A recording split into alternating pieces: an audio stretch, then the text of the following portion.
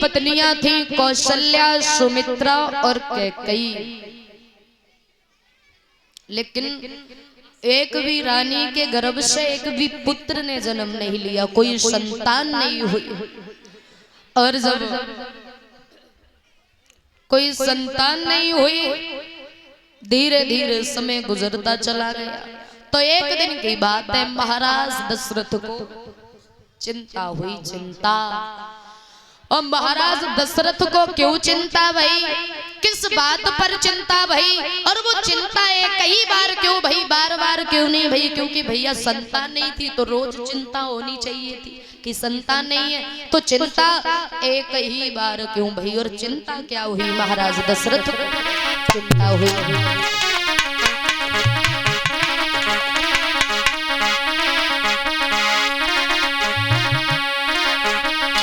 कि एक बार भूपति मन माही और भाई गिलाने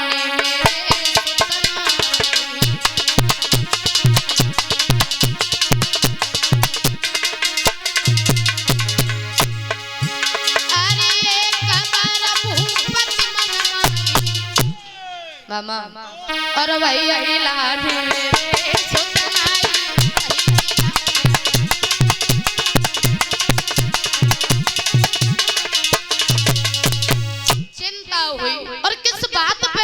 हुई महाराज दशरथ को। एक दिन की बात, महाराज दशरथ जब शिकार करने के लिए गए, एक हिरण का पीछा किया। उस हिरण का जब वध न कर पाए तो वो हिरण खड़ा हो गया और वो हिरण मानव की भाषा में आवाज लगा करके महाराज दशरथ जी से बोला, सुनो महाराज, आप हमारा वध नहीं कर सकते हैं। क्यों? सुनो, कारण है। कौन सा?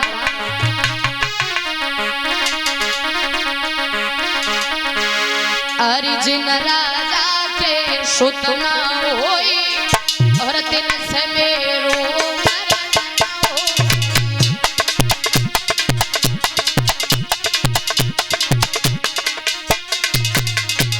बोला, अर्जुन राजा के सुत न होई और तिन से मेरो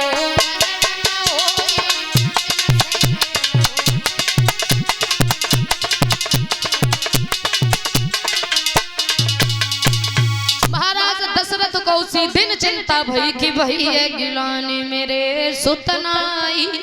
दुखी हुए और दुखी होकर के जीने लगे बेचारे। और भैया धीरे धीरे समय गुजरता चला गया।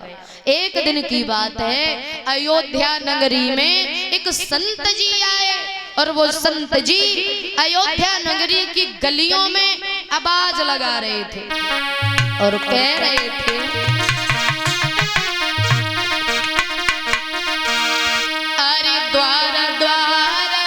बड़े सुंदर आसन पे बिठा लिया।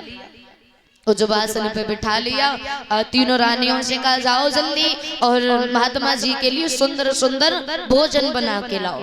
तीनों रानियों ने मिलके भोजन बनाया, लेकर के तो कौशल्या हाथ में भोजन की थाली लेके आई कौशल्या। और जैसे ही वो भोजन की थाली कौशल्या ने उन महात्मा जी के सामने रखी तो उन महात्मा जी ने कौशल्या के मस्तिष्क की रेखा को पढ़ लिया और एक बात कही, क्षमा करना बेटी, हम तुम्हारे हाथ का भोजन नहीं कर सकते हैं। बुरा लगा बहुत। अगर कोई भाव से श्रद्धा से भोजन बनाए, कोई खाने के लिए इनकार कर दे तो बहुत दिल को ठेस पहुंचती है, बुरा लगता है। कौशल्या उदास हो गई, क्या बात है महात्मा जी, भोजन स्वादिष्ट नहीं बनाए? अरे आपने तो भी चक्कर के भी नहीं देखा, जरा चाक के तो देखिए, बहुत भाव से बनाया है, मैंने एक बार खा के देखिए। कहने लगे, संत जी बेटा, बात भोजन के स्वाद की नहीं है, बात यह है कि मेरे कुछ नियम है। मैं 2 प्रकार की स्त्रियों के हाथ का भोजन नहीं करता। कौन कौन? एक वो स्त्री जो अपने गर्भ को खंडित करवा देती है और एक वो स्त्री जिसने अपने गर्भ से किसी बच्चे को जन्म ना दिया हो। क्षमा करना बेटा, हम भोजन नहीं कर सकते। ब्राह्मण उठे, उठ करके चले गए। महाराज दशरथ को बहुत बुरा लगा कि भैया गिलाने मेरे सुतनाई। आज अगर हमारे घर में संतान होती तो ब्राह्मण देव भूखे नहीं जाते। बड़ा दुख हुआ मेरे भैया। धीरे धीरे समय बीतता चला गया। एक दिन की बात है, बैठे हुए थे गुरु वशिष्ठ। गुरु विश्वामित्र जी से पूछा, गुरुदेव मैं ऐसा क्या करूं जिससे हमें पुत्र रत्न की प्राप्ति हो? तो बताया आप अपने घर में पुत्र श्रेष्ठ यज्ञ रचो जिससे तुम्हें पुत्र की प्राप्ति होगी। तो आज महाराज ने अपने घर में यज्ञ का अनुष्ठान रचवाया, और जब यज्ञ का अनुष्ठान रचवाया, तीनों रानियों को यज्ञ पर बिठाया, यज्ञ में आहुति लगाई। तो यज्ञ देव भगवान प्रकट हो गए। हाथ में खीर का कटोरा है, उसमें खीर का प्रसाद है। वो प्रसाद महाराज दशरथ जी को दिया और कहा, सुनिए महाराज, ये जो खीर का प्रसाद है ना, ये तीनों रानियों को बांट करके खिला दो। ये खीर खाने से आपकी रानियों की तकदीर बदल जाएगी। तो महाराज दशरथ ने वो खीर का प्रसाद तीनों रानियों को बांटा। को लेकर के कौशल्या और कैकेयी अंदर चली। सुमित्रा ने अपना प्रसाद एक जगह पर रख दिया। तो जो खीर का प्रसाद रखा था जिस पात्र में, वो पात्र एक चील लेकर के उड़ गई। और जब चील लेकर के उड़ गई, इधर माता अंजनी तपस्या कर रही थी बैठी। उस चील ने जैसे ही देखा तो वो खीर का जो प्रसाद का पात्र था छूट करके माता अंजनी की गोदी में आकर के गिरा। तो माता अंजनी ने उस प्रसाद को शिव का यानी भोले बाबा का प्रसाद समझ करके खा लिया, जिससे वो गर्भ धारण कर गई थी। उसके बाद में हनुमान जी का जन्म हुआ था। वो कहते हैं भैया कि हनुमान जी के 3 पिता बताए जाते हैं। तीन पिता कौन कौन से? पहले पिता एक जगह पर लिखा है शंकर सुवन केसरी नंदन। शंकर सुवन, शंकर जी इनके पिता इसीलिए बताए जाते हैं क्योंकि शिव का प्रसाद समझ के माता अंजनी ने उस खीर को खाया था, तब वो गर्भ धारण कर गई थी। शंकर सुवन केसरी नंदन, यानी नंदन में पुत्र होता है केसरी नंदन। अब केसरी की तो पत्नी थी माता अंजनी, तो केसरी तो वैसे भी पिता हुए। और एक जगह पर लिखा है पवन तनय, यानी तनय में पुत्र होता है भैया। और पवन देव इनके पिता इसीलिए बताए जाते हैं, जब ये छोटे से थे तो इन्हें राक्षस उठा करके ले गए थे। पवन देव ने इन्हें बचाया और बचा करके महाराज केसरी को वापस ला करके दिया। और कहते हैं भैया जन्म देने से ज्यादा जान बचाने वाला बड़ा होता है। तो पवन देव इनके पिता ऐसे बताए जाते हैं। और हनुमान जी का एक नाम भी है पवन पुत्र, कहते हैं पवन पुत्र। इस तरीके से हनुमान जी का जन्म हुआ था। इधर कौशल्या ने कहा कि अब चलो अपने अपने प्रसाद को खाते हैं। सुमित्रा चुप बैठी रहे, बोली बहन ऐसा करो आप अपने अपने प्रसाद को खा लो, हमारा प्रसाद पता नहीं कौन ले गया। कौशल्या बोली कोई बात नहीं, अभी हमने प्रसाद खाया नहीं है। तो कौशल्या ने अपने में से आधा प्रसाद का भाग सुमित्रा को दे दिया, तो फिर आधा कैकेयी ने भी दे दिया। और एक बात कही हंस करके सुनो बहना, हमारे तो एक एक संतान होगी लेकिन तुम्हारे 2 होगी, क्योंकि तुम 2 भागों की खीर खा रही हो। तो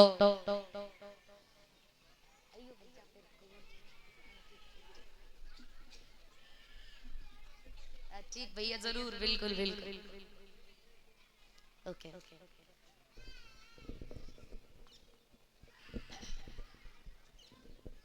मेरे भैया जैसे ही कहा तो आज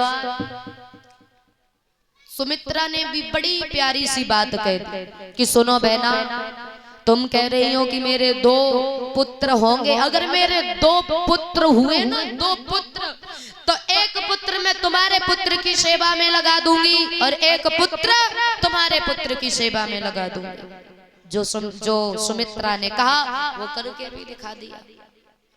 धीरे धीरे समय बीता, तीनों रानियों ने खीर का प्रसाद खाया। खीर खाने के बाद में तकदीर बदल गई।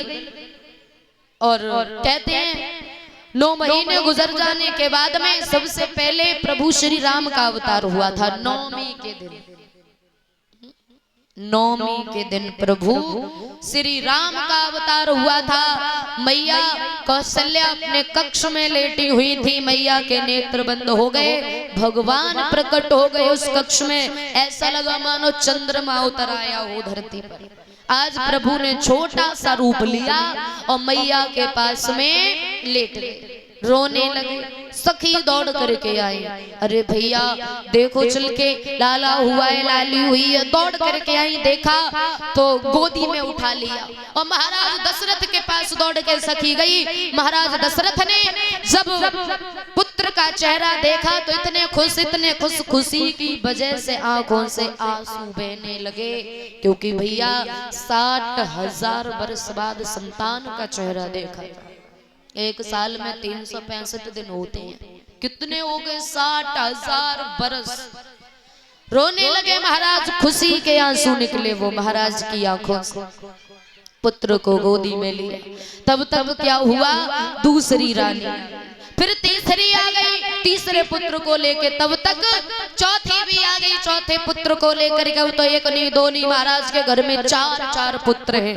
बधाइयां बज रही है, खुशी मनाई जा रही है। बोलेंगे ताली बज